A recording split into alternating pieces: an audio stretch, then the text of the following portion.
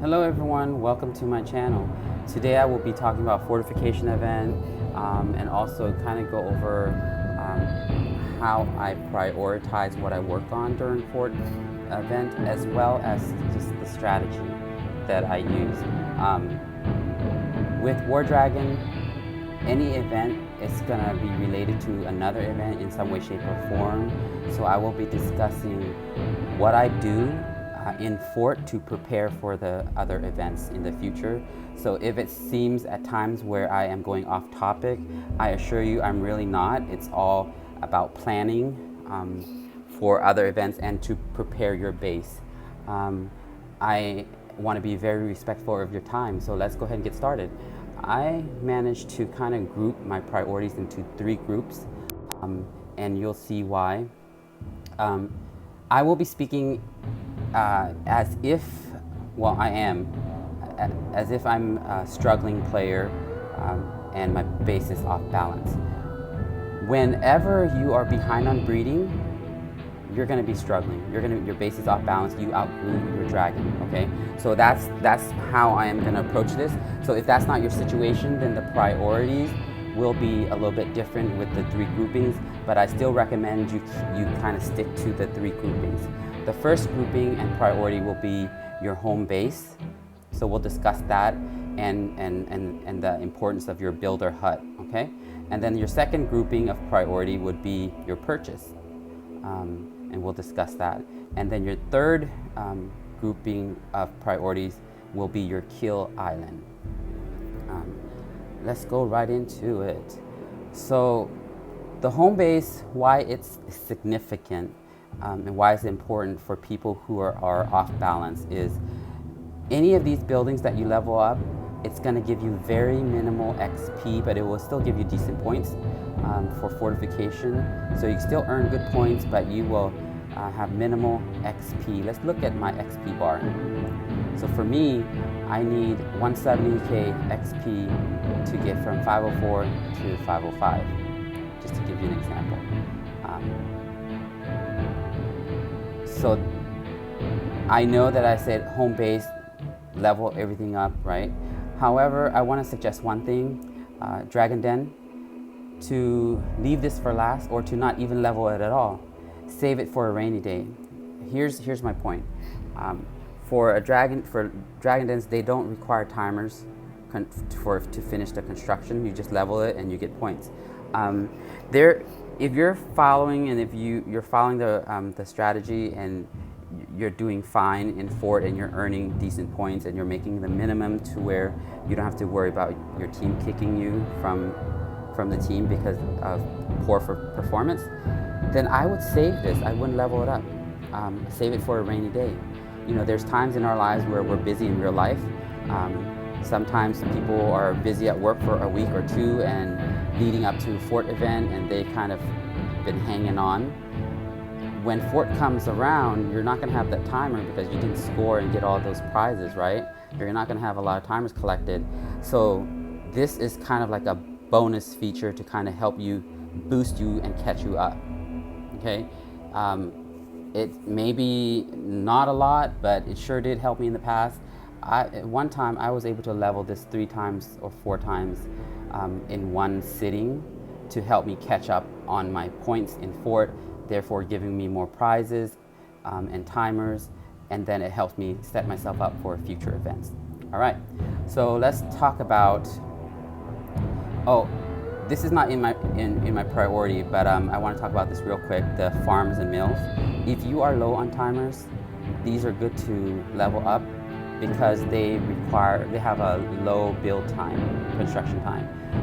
Something like 12 hours or 24 hours to level up, to finish the construction. But you still get good points with these. Depending on your situation, a lot of like big players, they'll max these because it helps them heal, the farms re-heal, and it helps them win wars and different things like that. If you're not like the top 5 big bases on your team where everybody's depending on your base to not get crushed, then I would max these out. But if you're just one of the players that's struggling, I would leave these alone as a secondary go-to to kind of get extra points when you're low on timers, okay? So let's go to our secondary focus, which is perch. I recommend having 3 perches and all 3 of them at different levels. Let me explain why. Let's click on my main perch, okay? You see how it highlights all this area? That's the area that it covers. So this is gonna be my main perch. I will work on getting elite gear and leveling up the elite gear and making sure that my perch is at max level as possible. If you notice here, I'm 99 and not 100. That's where I stopped at. But let me go to upgrade. Notice my upgrade. For purchase, you need lumber and you need black pearls, right? So notice I stopped at the point where I need lumber. That is very important because for any elementals where it uses elements and then it uses lumber to upgrade, you want to get to a stopping point where you end at lumber requirement for the next, to prepare for the next fortification event. For a lot of people, this really is not a big deal, it doesn't matter, but this is especially important for people who do not have any castles, for teams that do not have castles.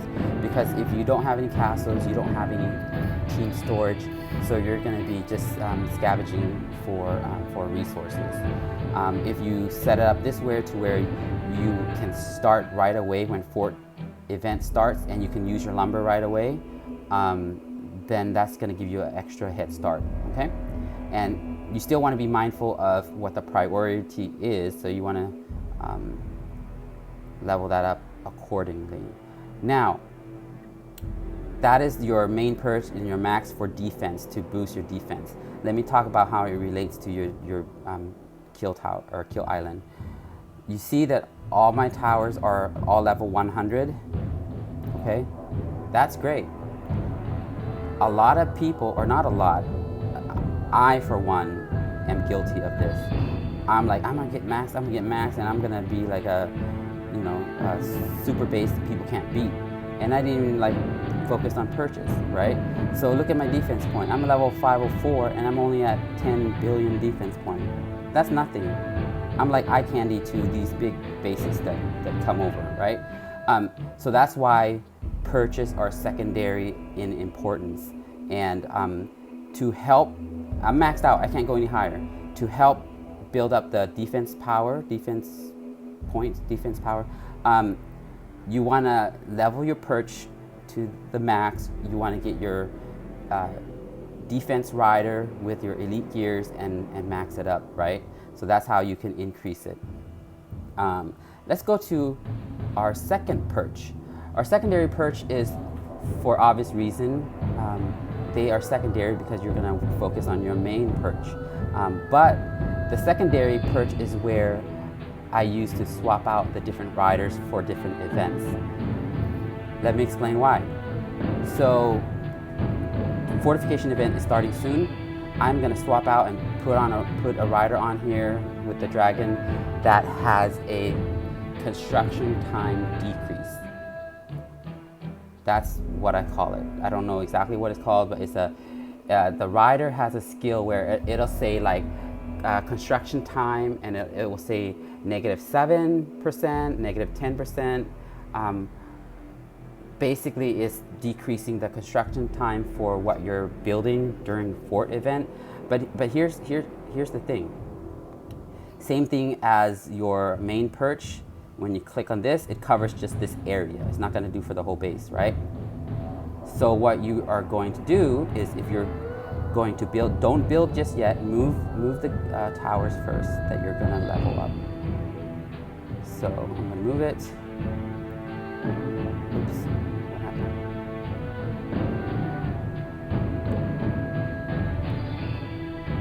Blame it on my fat fingers. All right, so now I've moved it to be in the coverage area for this particular perch. And then, now that I know it's in there, and then I am going to do my upgrade. All right, and then the other example is you will swap in an Atlas rider for this perch during a prim leveling and Atlas rider training event, because you earn points in that event by leveling your, by leveling your prims, your Primarchs, but also by training your Atlas Rider. When you put an Atlas Rider on the perch here, that's your kind of your passive way to earn points. When someone hits you in Atlas, you earn points passively that way. But you also will put an Atlas Rider on an attacking dragon and attack someone in Atlas, and that will give you another way to earn points for that event. So you're basically earning points 3 ways. All right. So let's get to I forgot about my baby perch. So we want 3 perches. The baby perch is my 3rd perch, and this might be something that some people don't really need. If you have a good memory and you're really on top of your what you're doing in the game, then you don't need this. For me, I use my baby perch as a bookmark. I need it as a reminder because I have 3-4 accounts, and I can't remember exactly what I'm doing. So this is going to serve as my bookmark, and let me explain what I am bookmarking for. So we have our main defense rider and our secondary defense rider. All right. So it depends on if you're trying to work on defense rider or you're trying to work on gears for defense rider, or gears for and your strong dragons. It just depends, but I'm going to use it as an example for defense riders, right? So I'm in Eldritch here. We all know warrior dragons are the best because they have the longest XP life of all the dragon types, which is what we want on your base to kind of extend the HP. When you're working on leveling and making your base stronger, you want to focus on HP protection and HP health rather than attacking runes and glyphs, right? So let's look at this.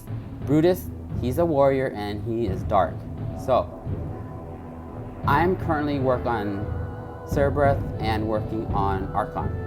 Right now, Archon is my main dragon for my rider, for my perch, and then I'm working on Cerberus.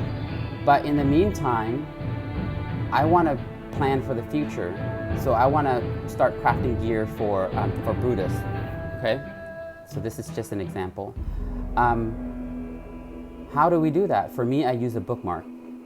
What I will do is go into the dragons, and then some people have empty slots and you can just go that way, but I'm going to pretend like I don't have an empty slot, so I will be swapping out.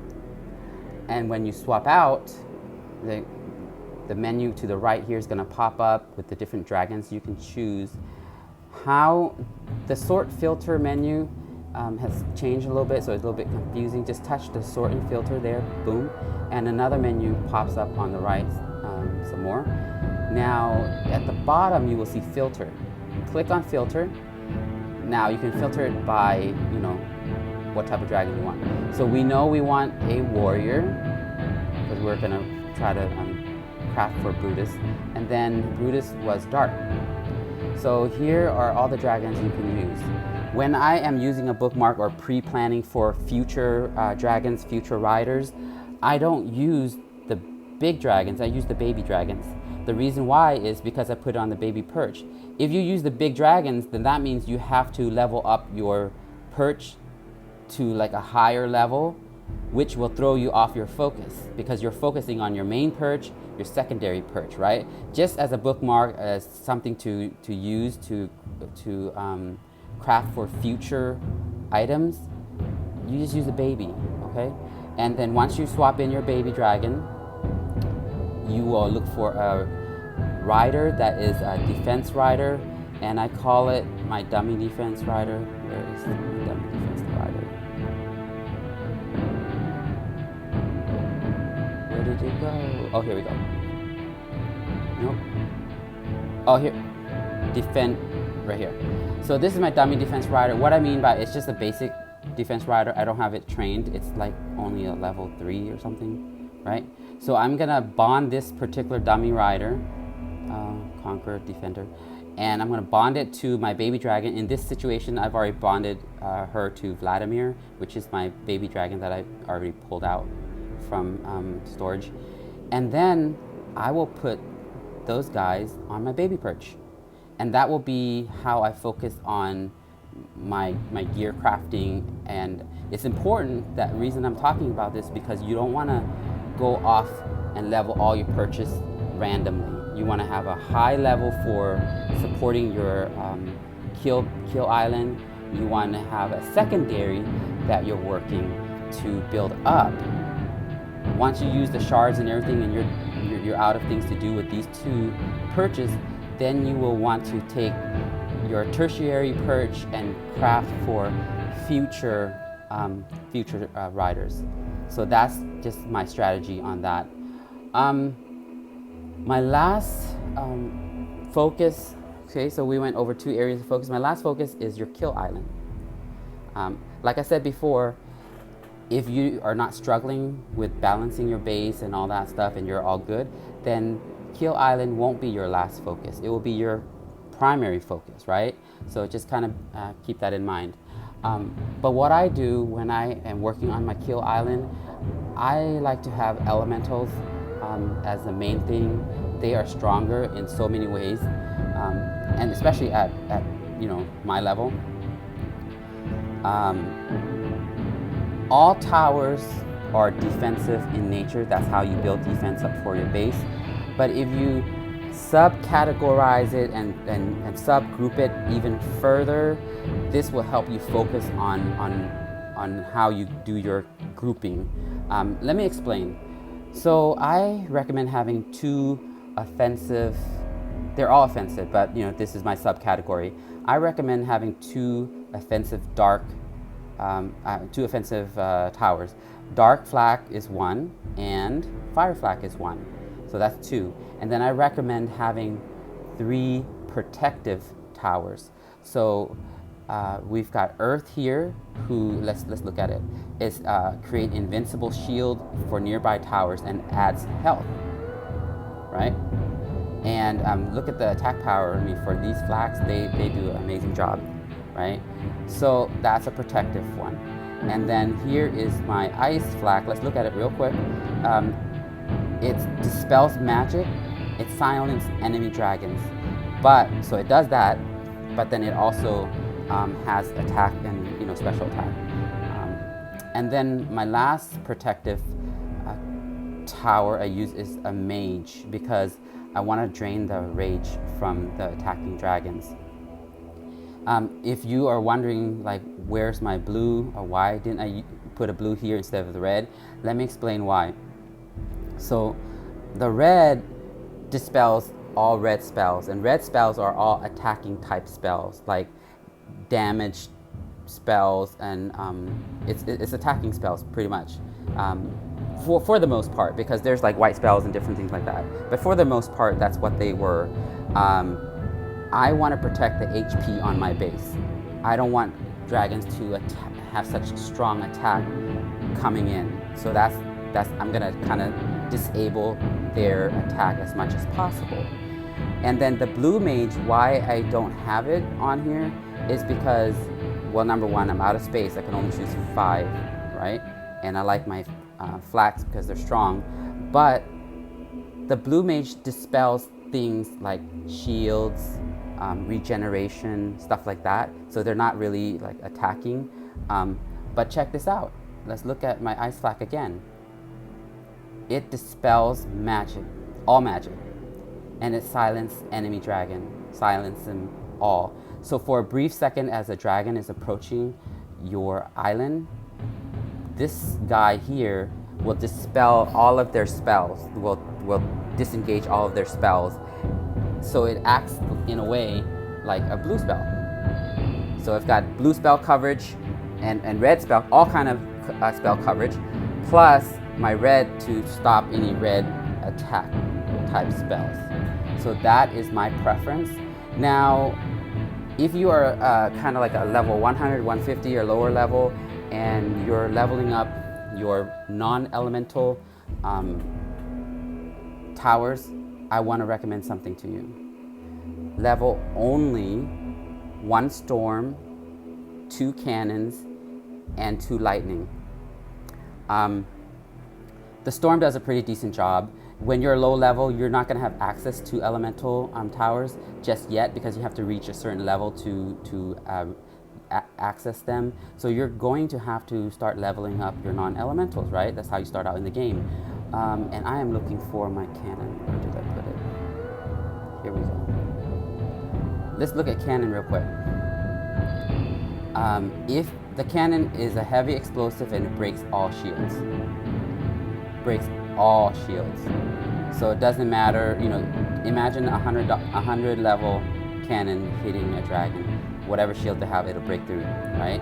And then the lighting tower, it just does good. I see a lot of big bases for that, so those are my recommendation. But level those up, just 2, not all 4, not all 10 or whatever, just 2 until you gain, you grow enough in levels to where you can gain access to the elementals, and then you focus on the elementals.